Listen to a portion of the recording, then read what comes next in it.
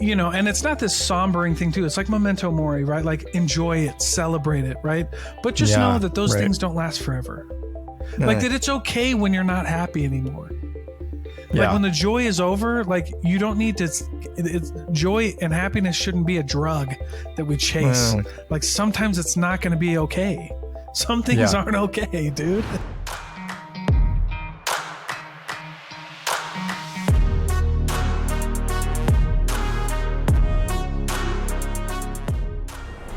All right. We're rolling, Tyler. Thanks for joining me, brother. Yeah. Thanks for having me on. I'm excited. Yeah. Now you host a podcast.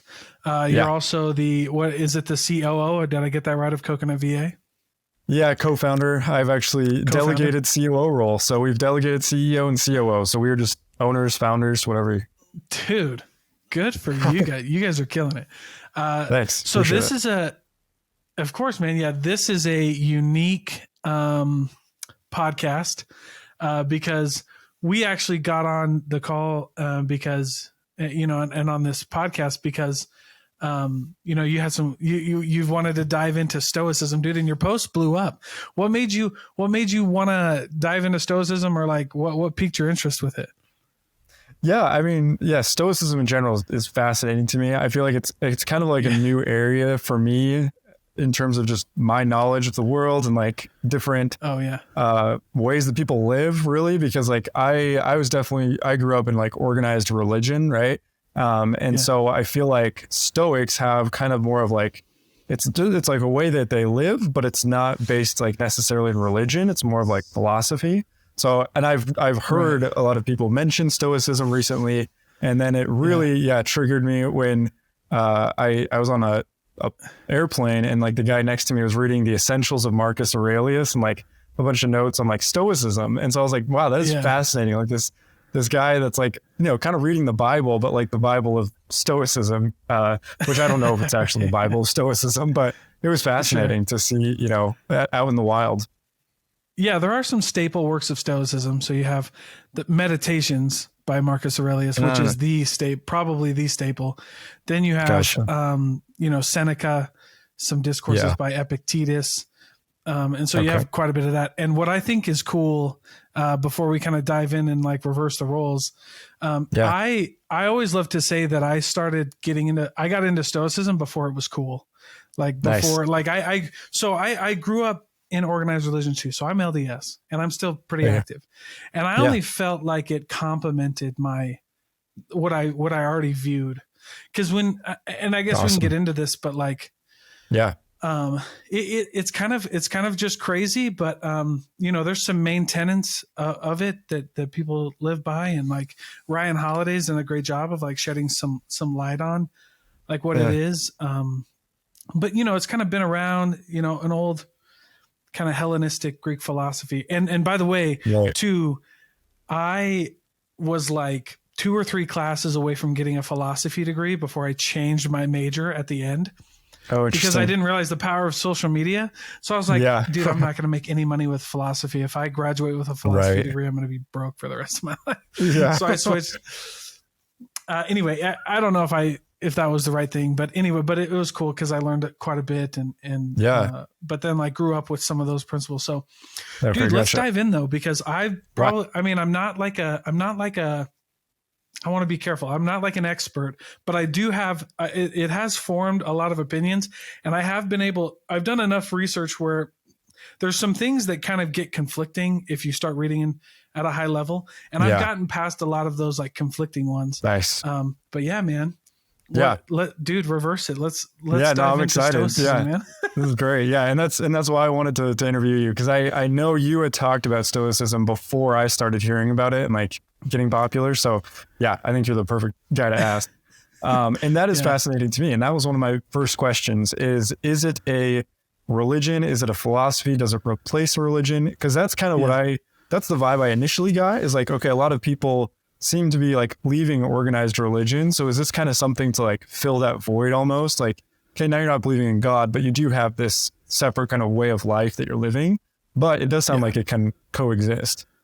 Yeah, I think so. So there's I don't know who said it, but, philosophy is a way of living. So in my mind, religion would give you the tenets or like the kind of the overview, and philosophy would tell you like, all right, how does this practically work in real life? Interesting. You know what I'm saying? Like, because it's easy to be like, love your neighbor. Right. That's an easy thing to write down in a book. Yeah. But what does that look like when everything goes to shit in a relationship? Interesting. You know what I mean? And so like Stoicism would answer that question, and it would say, you can only control what you can control. Right. Okay. And the only story that matters in the case of two parties is the one that actually happened.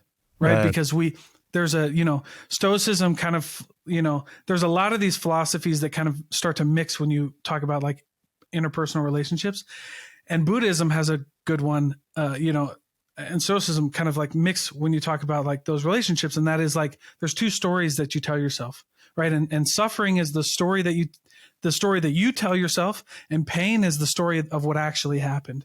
So pain hurts, but suffering is the story that we continue to tell ourselves. And so for me, like if you leave religion, I think finding a philosophy, because like Buddhism's not even really a religion, it's more of a philosophy. Right. And so there's nothing wrong. Like you can, me being LDS, like you can incorporate a lot of Buddhist, tenet, a lot of Stoic tenets, and it would only complement that. Right. And so interesting. There's a lot that kind of goes into that, but it's only ever enhanced what I believe.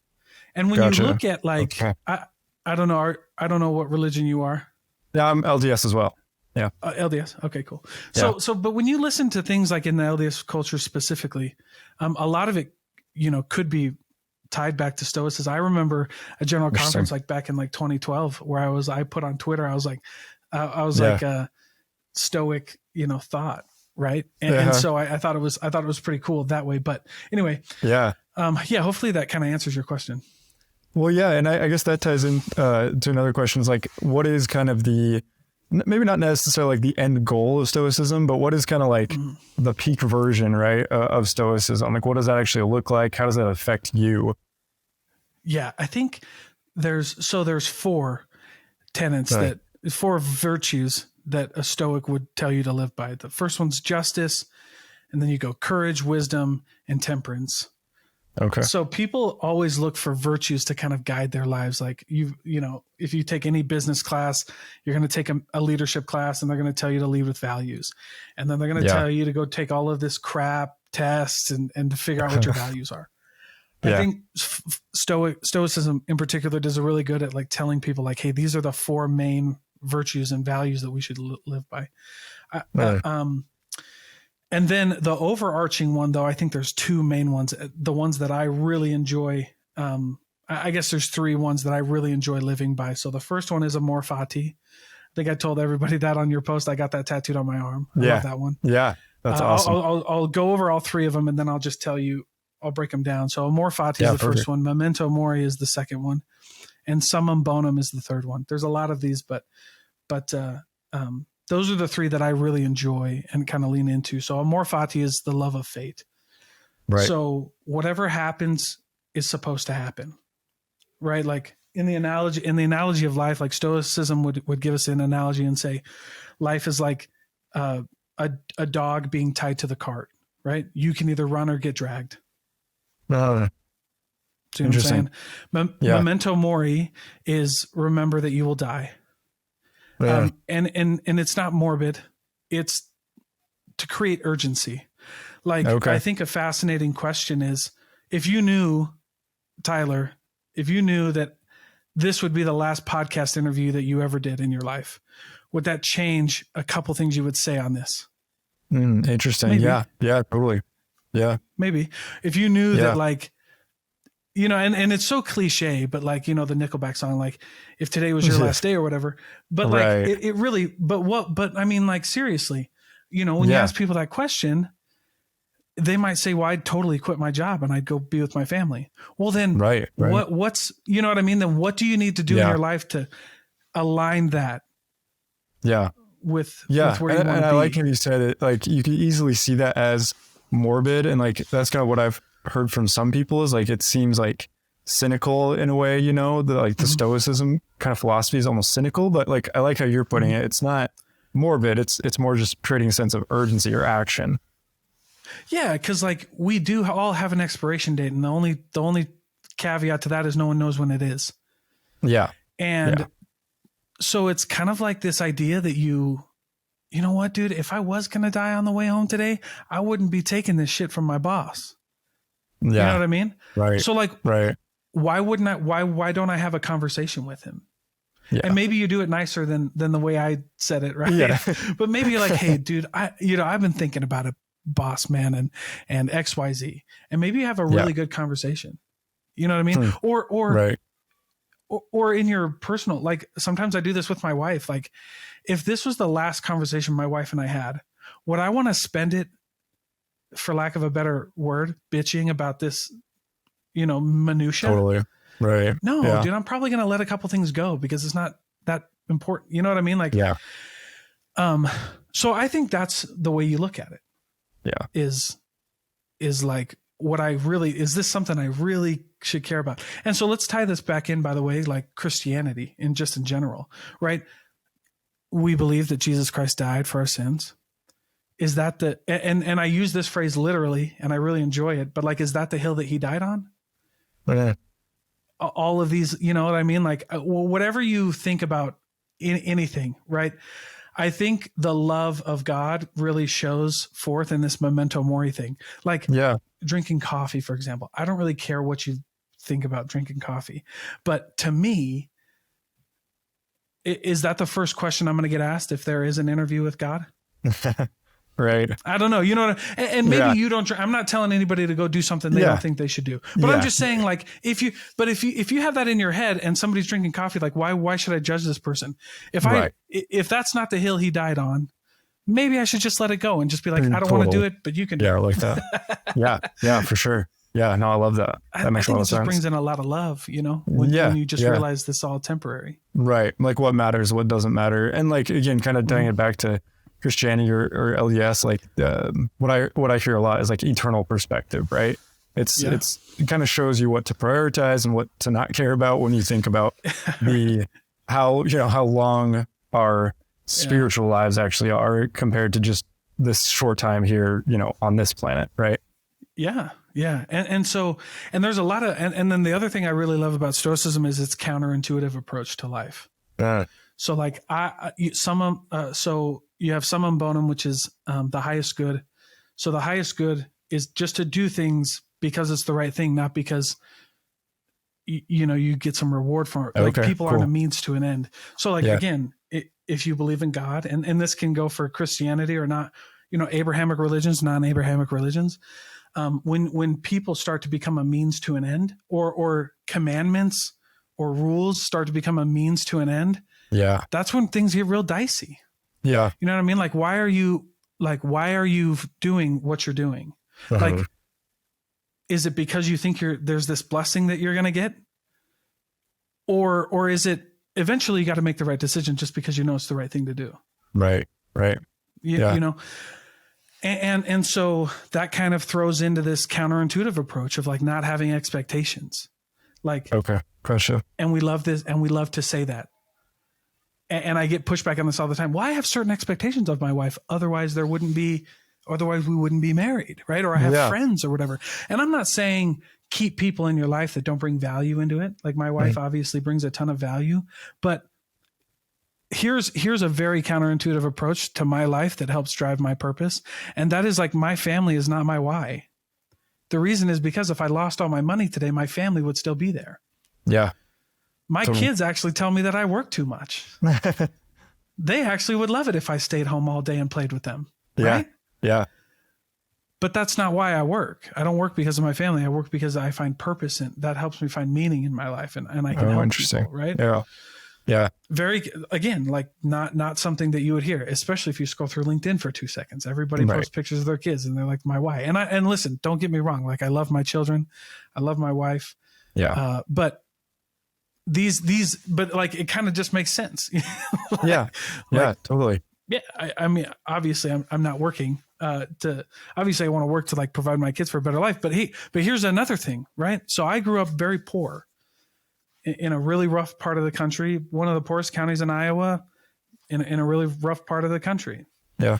And that changed my whole life.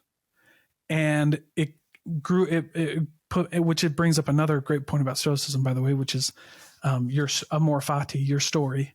But why would I want to, if I know that is how I grew and like all that pain and suffering was something that made me who I am today, why would I shield my kids from that? Yeah. Right. Doesn't make any sense. Like right. We've all seen the opposite of that story, and it's not a totally. Yeah. Yeah. No. Yeah. The spoiled kids and yeah. Right. Yeah, for sure. And well, this is super random, super tangential, but like kind of bringing it to like pop culture. Do you feel like the Mandalorian, is he a stoic? Oh, dude, I haven't even watched that, bro. I'll be honest with you. I don't do that. I think he is. That's my hypothesis. But there's a lot of things, right? And that's why Stoicism really isn't like, you can find it in a lot of places. And that's why I really enjoy Stoicism, is because it's like practical. It's like very common sense. Yeah. It's like you can literally only control what you can control. Right.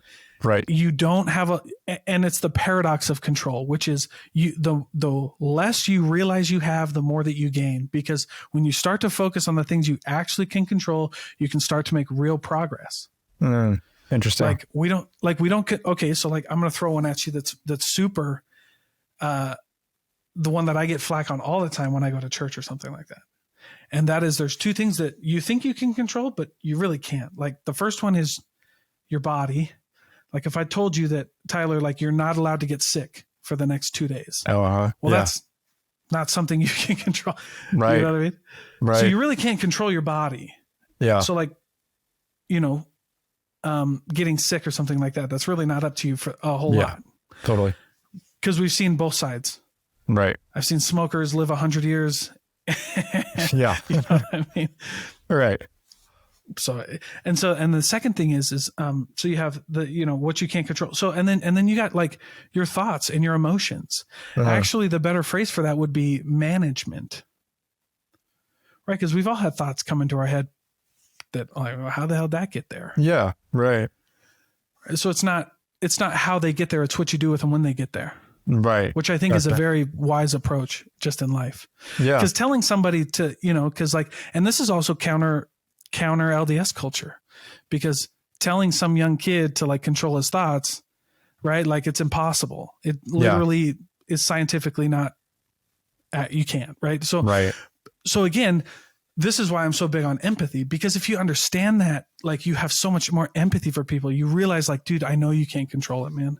Yeah. I totally get it. And it's not about what comes into your head. It's about what we do with it.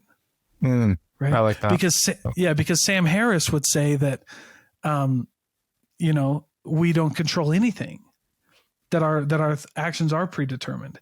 And if you go on the Sam Harris train, you're like, okay, yeah, neuroscience, it's all proven. I think that's great. But what next, dude? Because you can't go to an inner city or to my hometown and tell all the kids who are poor and have no future that there's nothing they can do to get out of that situation because it's already been predetermined. Right. Right. So it's a hard argument to make. Stoicism would answer the second part of that, which is, all right, well, if you can't do that, then do what you can and you'll get pretty far in life. Right. Well, and that kind of, maybe the question about kind of like controlling your body, like I can't make my body not ever be sick. Which actually, funny enough, I did talk to I think he was a former Navy SEAL.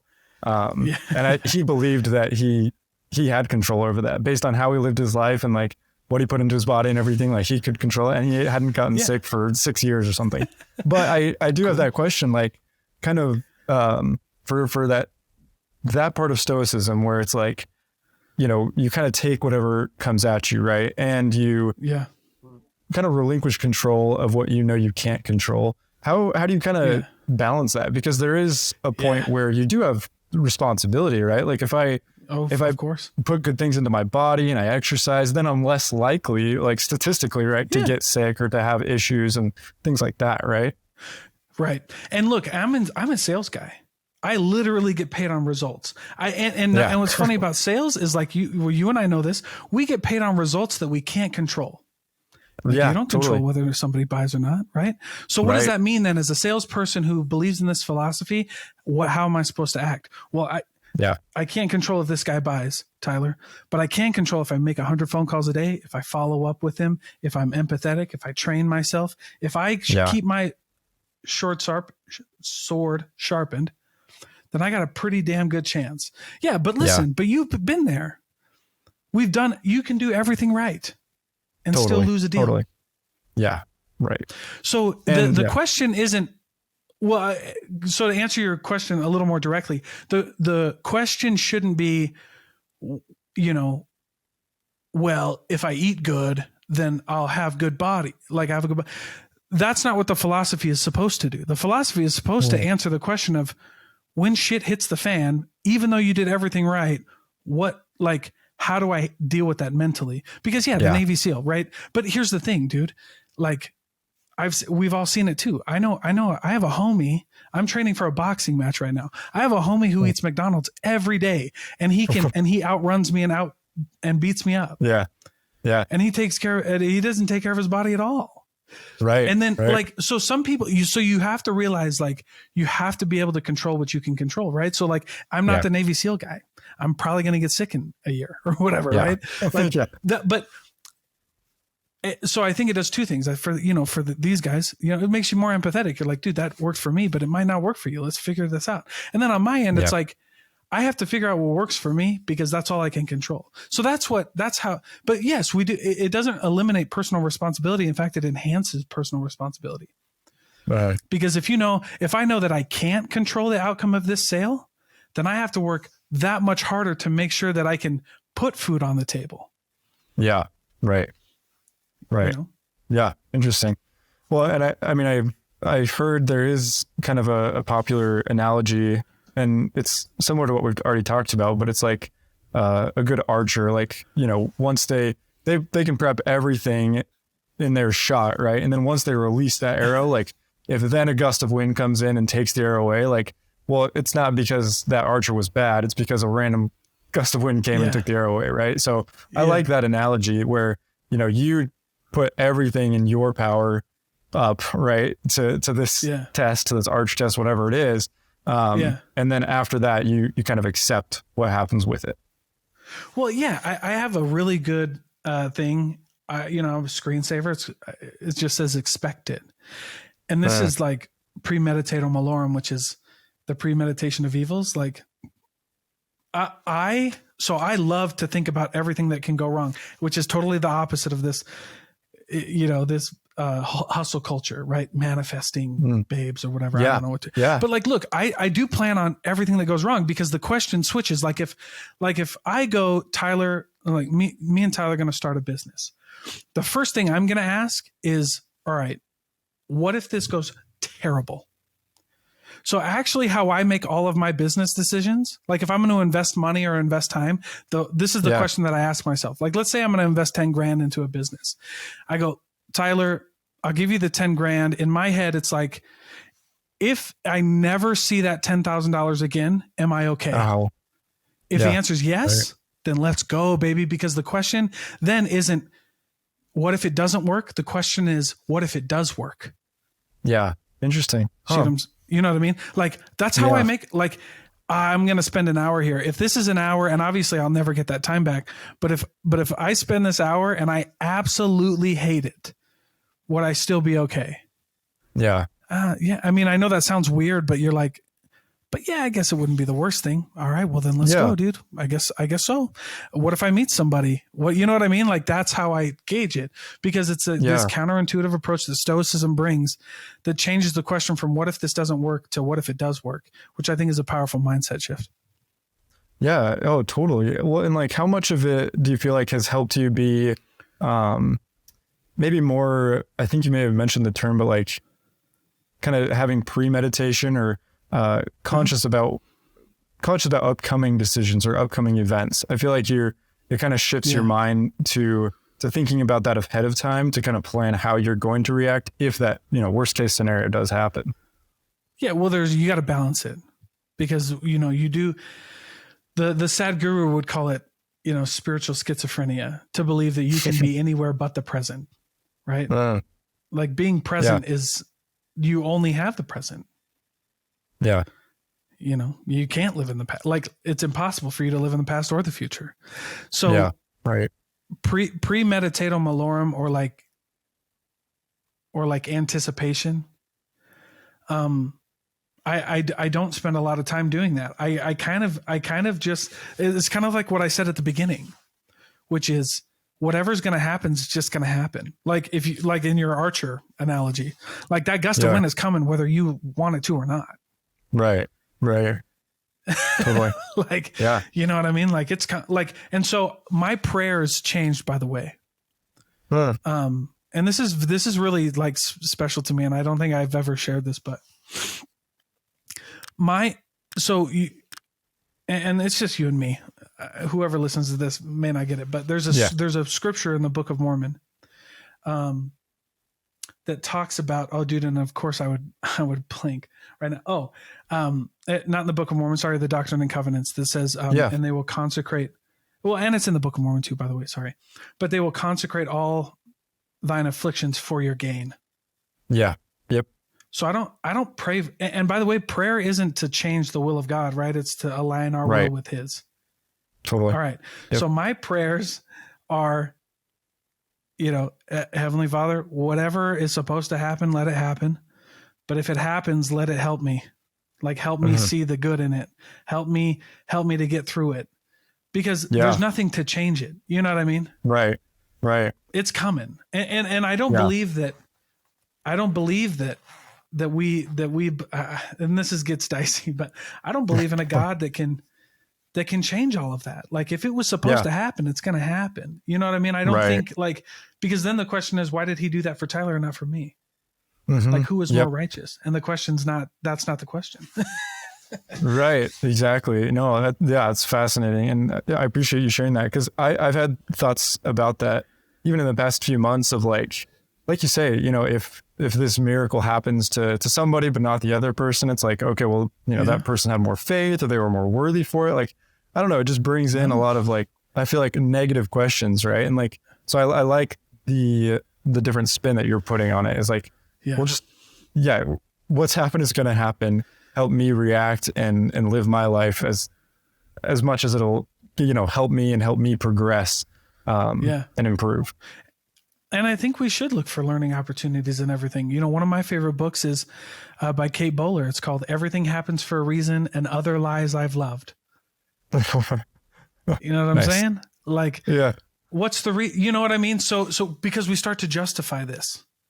We start to be like, oh, it must have happened because of this. It must have happened. Exactly. And we start acting like life and God is a gumball machine, that if I give you a quarter, it's going to give me, you know what I mean? And then maybe I get the color of the day and I get to take home a free movie or something like that. And that's not the game. Yeah. That's not how you know what I'm saying? Yeah. Yep. So exactly. Why did this person get cancer? It just got cancer. Why did this happen to me? Well, why didn't it? I think it just helps us become more empathetic, because sometimes in our church, in our religion specifically, we can get caught up in what's called the prosperity gospel. Man. And we all know the scripture, right? And for every commandment, there's a blessing associated with it. And the only way you get the blessing is by the commandment that's predicated upon, or whatever. Right? I'm butchering that, but you get what I'm saying. You know what I'm talking about. Yeah. Okay, that scripture wasn't meant for everyday stuff. In fact, that scripture specifically, when Joseph was writing it and having it revealed, was to a people who were just going buck wild, man. Right. Who needed that to hear that. Yeah. For the most part, God isn't a gumball machine. Mm-hmm. Totally. And eventually, we have to graduate. We get to the, I love the story in the, okay, don't take this the wrong way, because I use this word very intentionally in the original way it was supposed to be used, but like the myth of Adam and Eve and how that's all us. Like eventually we all get kicked out. We all get kicked out of the garden. You know, we have those moments in our high school, right? You're a senior, you're living large, man. You're on top of the world, and then you're a freshman in college. You got kicked out of the Garden of Eden. You know what I mean? Yeah. Because you have to get kicked out. Like everybody's like, well, why would God tell them these contradicting things? Because they had to leave. Yeah. They didn't want to leave. Yeah. Huh. I like that. That's us, dude. Yeah. And it has to be like that. It has to be. There is no other way. You know what I mean? There's no other way. Yeah. And so, that's a big Stoic, lesson. Yeah. Too, is like, yeah, man. Winston Churchill was like, I think he said this. I don't know if he did. It's been disputed, but I like the quote, so I don't really care who said it. But they said, failure isn't fatal and success isn't final. Mm. Right. Yeah, it won't kill you. Yeah. Well, and one thing that this makes me think of is, you mentioned earlier, kind of like the, I guess your relationship, right? Like with your wife, with your kids, but just in general, like, I feel like it could be seen, I guess, as, maybe not as like emotional or like you're kind of taking emotion out of things, like any bad thing that comes your way, like, I guess a skeptic of the Stoicism was like, well, you're just supposed to accept it and like maybe not feel anything about it, but that's probably not true, right? Like you can still have those like disappointed, terrible feelings, right? It's not saying you can't feel those, right? Right. Well, I think you just sit with them. I think it's like any good therapist will tell you this, and whether you say it was from a therapist or Stoicism or whatever, but they'll tell you just to sit with your feelings, right? Like, feel it to heal it or whatever. Like I love therapy, dude, right?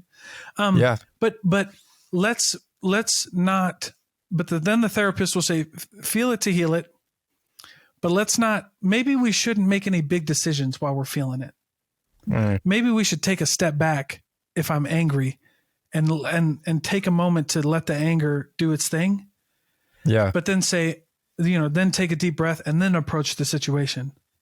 Because again, here's where emotions come in, and here's where this gets answered by Stoicism, right? So there's an old Zen story of a guy who he's walking through the woods and he gets shot with an arrow. And as he gets shot with an arrow, he asks, his friends come around him and they want to get him to the hospital. And he said, not until I know who did it. And they're like, well, yeah, I mean, that doesn't make any sense right now. Let's just get you fixed. Yeah. So anyway, long story short, he dies, right? So there's actually two lessons to that story. There's the lesson that sometimes it doesn't matter what happened. Yeah. You gotta get healed, man. Yeah. And then there's the analogy that I gave earlier, which is there's two sides to every story. There's what actually happened, and then there's the story about what you tell yourself about what happened. Mm-hmm. Right. And by the way, this is beautiful for setting boundaries, right? So let's say I got punched in the face, right? Well, the reality is I got punched in the face. Now I can tell myself the story that this guy was being a bully and malicious to me, and I can ruminate on that, right? Or I can just say, you know what, this guy punched me in the face and it was probably bad intentions. So what do I do with that story? That's really what happened. Well, dude, that's great. Don't go near the bully anymore. Stay away. Yeah. Find a way you can enforce your boundaries. But the story now is, all right, that's actually what happened.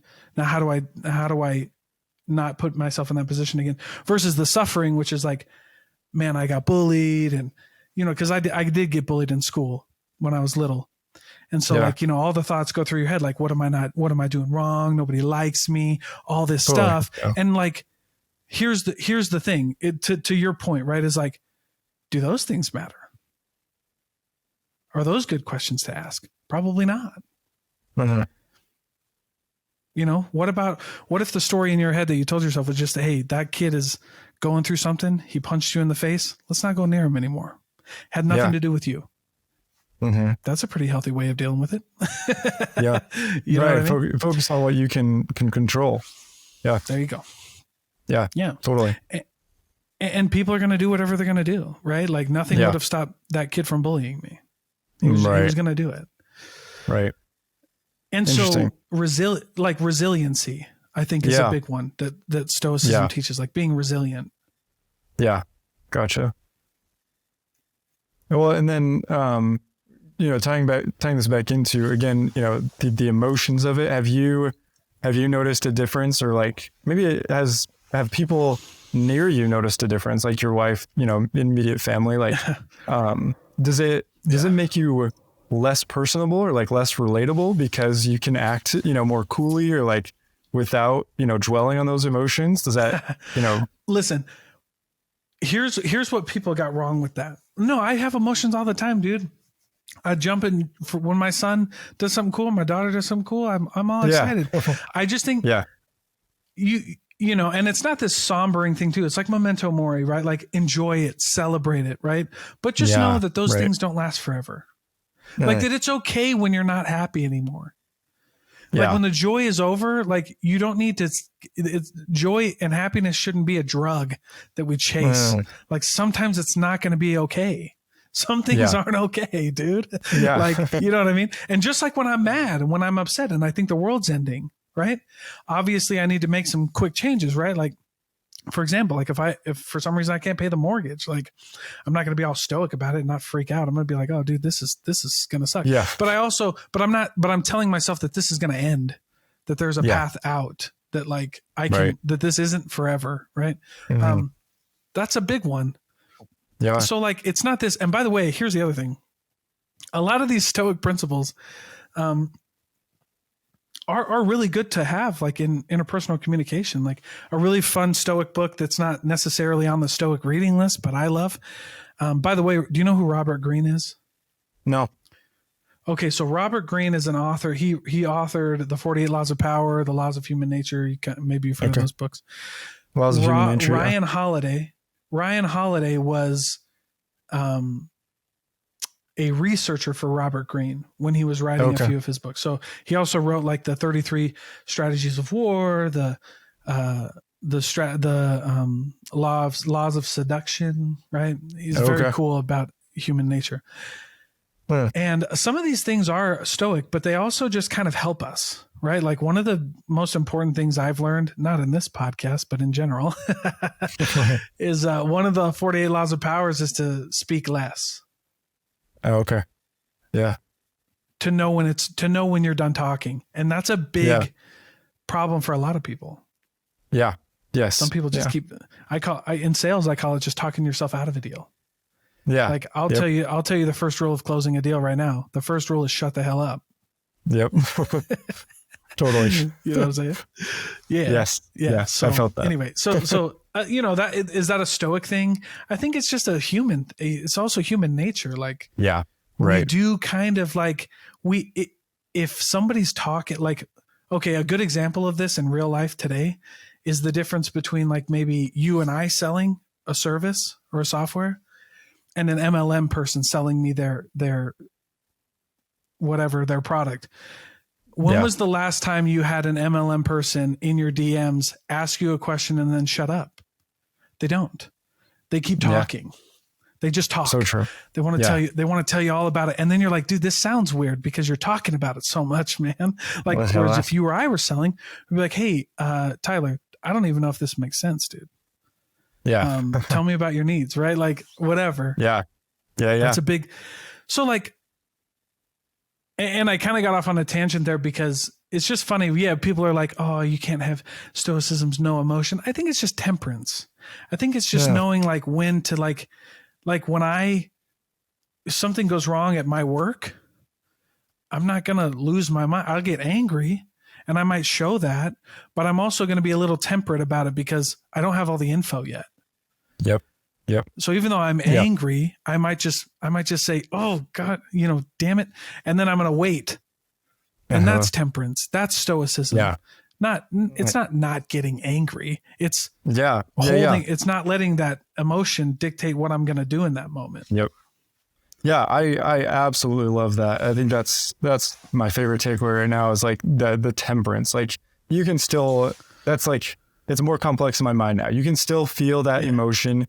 And I mean, we've felt that in our previous company, Venture Validator, like there were, up and down times. And there was a time where like, we had no money in the bank, like we still had to pay payroll and like, these terrible feelings of stress and like, okay, we're failures, everything sucks. But like, I mean, we can obviously, I think we lived a little bit of that Stoic principle of temperance, because like, okay, well, we're not going to let that affect our decision making. Like, let's make the right decisions today that are going to set us up for success. You know, like, Yeah. yes, like we can feel all of these feelings, but that doesn't mean we have to let that dictate the decisions we make. Yeah. Yeah. Because whatever's happened is going to happen. Yeah. That's one of my affirmations, dude. Yeah. Hey, look, if we're supposed to make it, we're going to make it. If we're not supposed to make it, we're not going to make it. But whatever happens, you know, God willing, whatever happens, I want to be better for it. And I want to know that I did the right thing while I was doing it. Right. And look, and the argument there is like, well, you got to do everything you can. That doesn't mean that, you know, well, don't give up. I didn't tell you give up. Yeah. I said, if it's supposed to work out, it'll work out. If it's not, it's not. Don't be surprised if it doesn't work out. Like, because it's okay. I think that's where people get like, there's this book that it's called The Happiness Trap.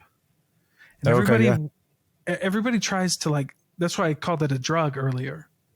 It's okay to not be happy. Like, the goal in life isn't happiness. I mean, the goal in life is peace. The goal in life is learning. Like, peace is not the same thing as happiness. Cause I'll tell you what, I've been in some shit storms, but I've been able to feel peace. Yeah. Mm. You know what I mean? Like, why are you chasing happiness, dude? Yeah. Yeah. Like, why do you want to be happy all the time? That's not fun. I don't know, man. Here's the thing. Yeah. It's amor fati, which is the love of fate. That's this whole thing that I love is like, so my grandpa was our branch president growing up. And then he was a counselor and he'd give his testimony and things like that in church. And he used to get up and say, you know, brothers and sisters, you are where you're supposed to be. And he meant that in his old, you know, Christian, you know, way of like, you're supposed to be a church. And it's cool. Yeah. But I took that growing up, I took that as like amor fati, like, no. This moment that I'm in right now is exactly where I'm supposed to be. Yeah. It's where I'm supposed to be, for better or for worse, because a lot of people get anxiety and depression. And look, I'm not a medical person and I'm not saying this is for everybody. So please don't clip this and be like, Dalton thinks depression is whatever. But like, a lot of people aren't okay with what happens in their life or where they're at in their life because they don't believe it's a part of their story. Yeah. But I've interviewed over 200 plus, 200 founders and CEOs. I've had over 300 hours of interviews. And I'll tell you what, they all went through something hard and they all say the same thing. They would not have it any other way because it's part of their story. It's part of what made them who they are. They would not have been this person if it didn't almost kill them. Right. And that sucks to hear out loud, dude. And that sucks to hear in the moment when it sucks, when it's so shitty. But like, you're exactly where you're supposed to be. And the love of fate isn't to like not try to change your circumstances, but there's some things you can't change, man. Mm-hmm. There's some things that just are what they are. There's not a reason for it. Right. Yeah. Well, and then also, I mean, one thought process I had when you were talking about, other business owners that go through tough times, like I think there's always a temptation for like imposter syndrome, but just in general, comparing yourself or your fate to other people's fate or journey, your journey to somebody else's journey or where they're at in their journey, compared to yours at different ages or whatever. And so again, I like that where it's bringing the accountability or the piece to like, okay, well, this is where I am meant to be. Like, this isn't their life. This is my life. Yeah. And it's just beautiful. Like, it also just is nature. Like,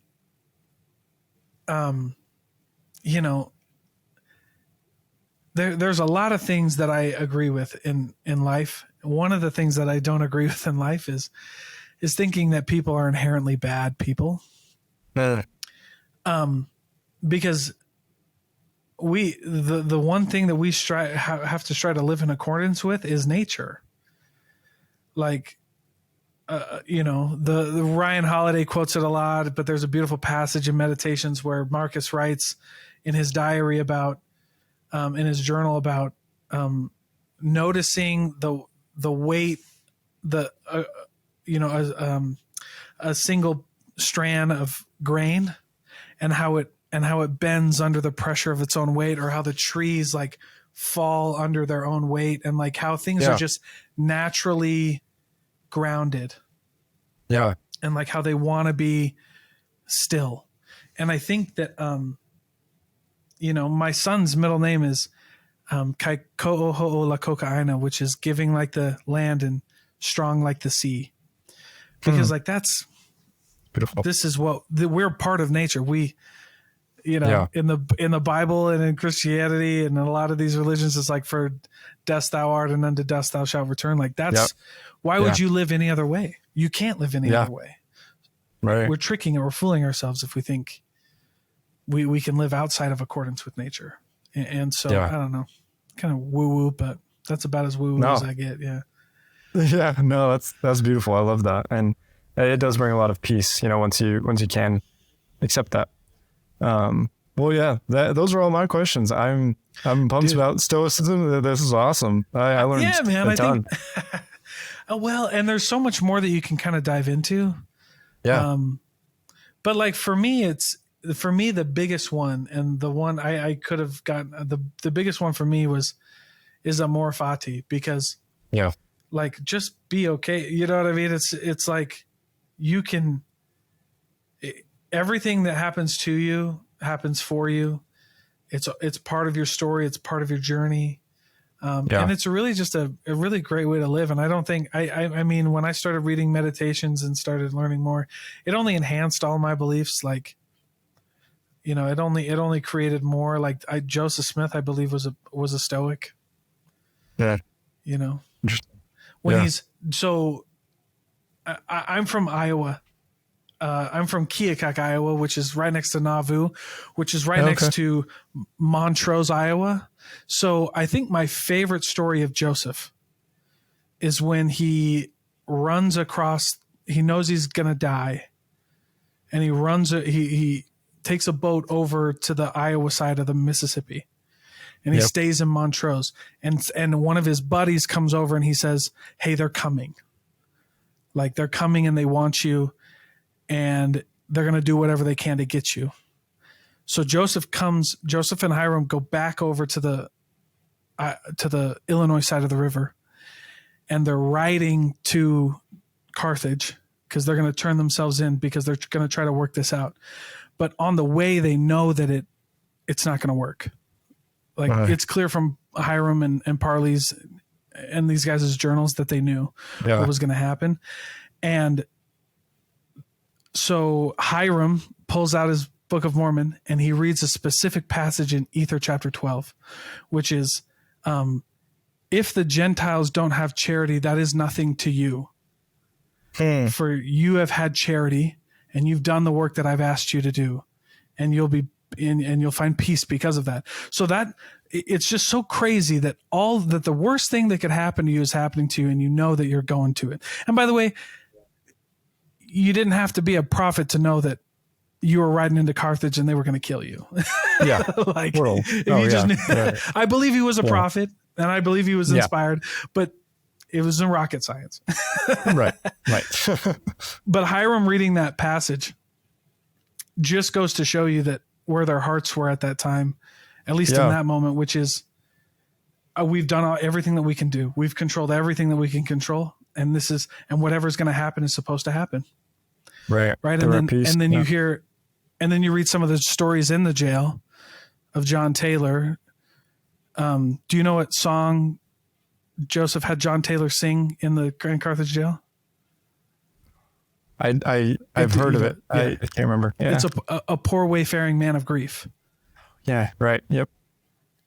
A song that's not even, by the way, that's not even an LDS song.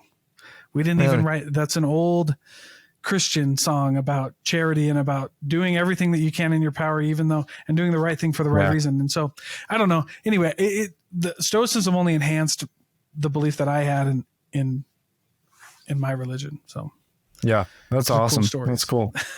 Yeah, yeah, that's awesome to hear. That's really cool. I'm excited to learn more. I need to read some books. I need to read some more literature on this. This is really cool. I think if you're gonna dive in, I love meditations.